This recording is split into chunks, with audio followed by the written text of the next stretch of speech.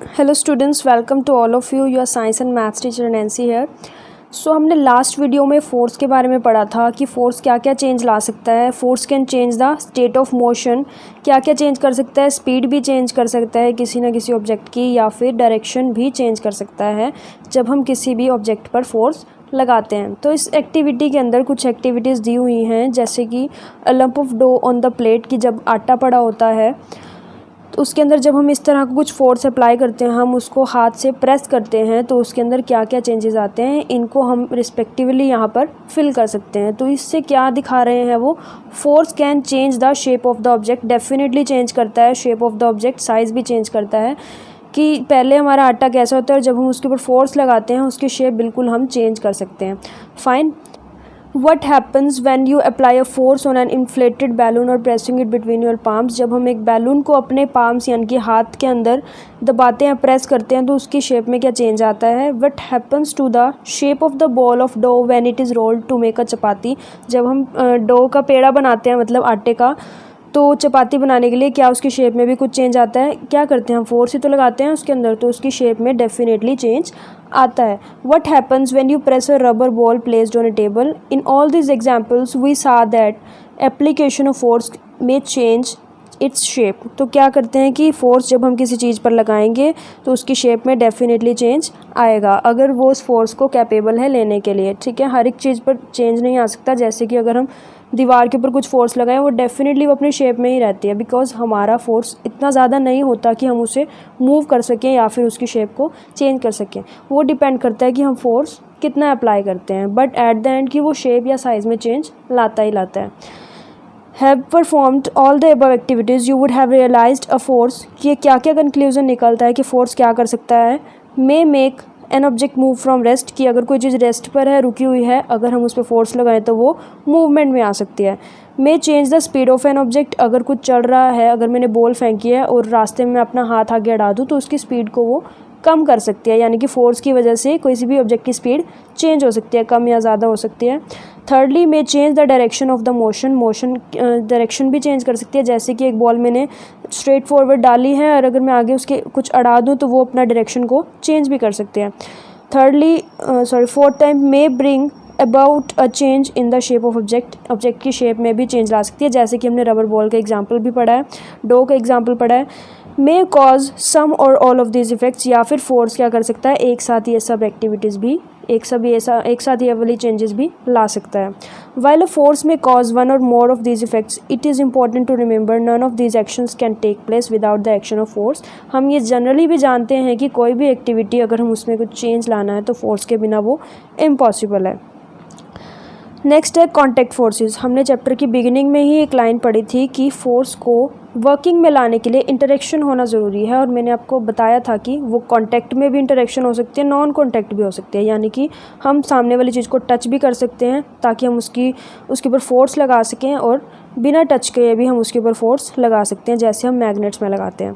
So firstly हम पढ़ते हैं कॉन्टैक्ट फोर्स, जिसका पार्ट है एक मस्कुलर फोर्स। मस्कुलर फोर्स से नाम से ही हमें पता चल रहा है क्या होता है, जो कि मसल्स के द्वारा लगाया जाता है। कैन यू पुश और lift a book lying on the table without touching it, क्या एक टेबल पर पड़ी हुई बुक को आप हिला डुला सकते हैं बिना टच किए? नहीं कर सकते। क्या आप एक बकेट को उठा सकते हैं बिना टच किए? नहीं कर सकते। Generally to apply a force on an object your body has to be in contact with the object. तो हमें किसी भी चीज़ को मूव करने के लिए, फोर्स लगाने के लिए उसे टच करना ज़रूरी है। कॉन्टैक्ट से हम जनरली भी क्या समझते हैं, टच करना, कॉन्टैक्ट में आना। तो बाल्टी को बिना हाथ लगाए नहीं उठा सकते हैं, बुक को बिना हाथ लगाए नहीं हिला सकते हैं, तो यानी कि उसके कॉन्टैक्ट में आना बहुत ज़रूरी है। सो दैट फोर्स हमें पता चल रहा है कॉन्टैक्ट फोर्स का ही पार्ट होने वाला है। द कॉन्टैक्ट में भी also with the help of A stick और पेपर ऑफ रोप। अब ज़रूरी नहीं है कि वो बुक को हिलाने के लिए हमें हाथ ही लगाना ज़रूरी है, हम किसी स्टिक से भी उसको हिला सकते हैं या कोई और हम सोर्स ले सकते हैं। तो सिर्फ एक कॉन्टैक्ट होना ज़रूरी है दो चीज़ों के बीच में, ताकि हम एक फोर्स लगा सकें। When we push an object like a school bag or lift a bucket of water, where does the force come from? जब मैं स्कूल का बैग अपने शोल्डर पर कैरी करूँगी तो वो फोर्स, जब मैं उस बैग को उठाऊँगी वो फोर्स आएगा कहाँ से? वो फोर्स क्या लगाएंगी, हमारी मसल्स लगाएंगी जो हमारी बॉडी में प्रेजेंट होती हैं। This force is caused by the action of muscles in our body.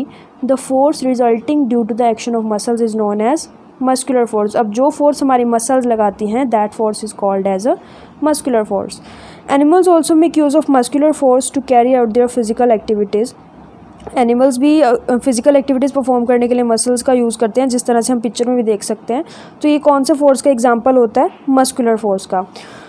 Since muscular force can be applied only when it is in contact with the object, so it is also called as contact force. तो muscular force बिना contact में आए नहीं लग सकता, हमें भी पता है, हम बिना हाथ लगाए बाल्टी को नहीं उठा सकते हैं।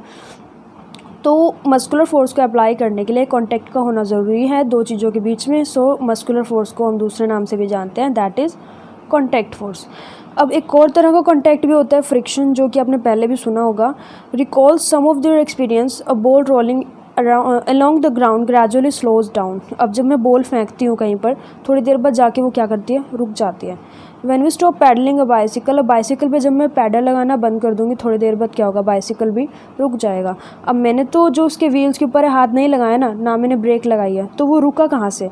यानी कि कहीं और से भी उसको फोर्स लग रहा है। वो फोर्स कहाँ से लगता है? ज़मीन से लगता है, फ्लोर से लगता है। और वो फोर्स होता कौन सा है? फ्रिक्शनल फोर्स, या फिर हम कह सकते हैं friction. In all this situations no force appears to be acting on the object. अब मैंने उस ऑब्जेक्ट के ऊपर कोई फोर्स नहीं लगाया, मैंने उस बॉल के ऊपर कोई फोर्स नहीं लगाया ताकि वो रुक जाए, ना मैंने बाइसिकल के पेडल्स या फिर व्हील्स के ऊपर फोर्स लगाया ताकि वो रुक जाए। तो वो रुका कैसे? Yet their speed gradually decrease and they come to rest after some time. What causes a change in the state of motion? उनके अंदर ये चेंज आया कहाँ से? Could some force be acting on them? Can you guess the direction?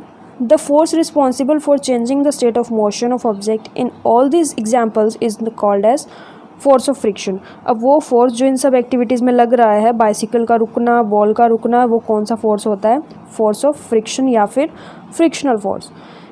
It is the force of friction between the surface of the ball and the ground. अब ball किस पे जा रही है? ग्राउंड पे डाली है हमने, फ्लोर पे डाली है।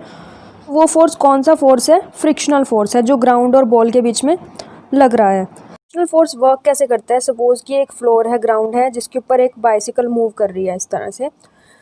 तो यहाँ पर जो है एक इरेगुलरिटीज़ होती हैं जो कि बॉल के अंदर है इस तरह से, एंड नीचे भी सरफेस के ऊपर क्या है? इरेगुलरिटीज़ हैं। तो जब ये बॉल इसके ऊपर आएगी तो इरेगुलरिटीज़ इसके अंदर क्या हो जाएंगी? लॉक हो जाएंगी। किस तरह से? ये एक सरफेस है जिसके ऊपर इस तरह से सरफेस स्मूथ नहीं है, इरेगुलर सरफेस है। ये बॉल है, बॉल के अंदर भी किस तरह से इरेगुलरिटीज़ हैं? ये वाली। जैसे जैसे बॉल मूव करेगी, एक टाइम पे जाके इसकी जो इरेगुलरिटीज़ हैं वो इसके अंदर क्या हो जाएंगी? लॉक्ड हो जाएंगी।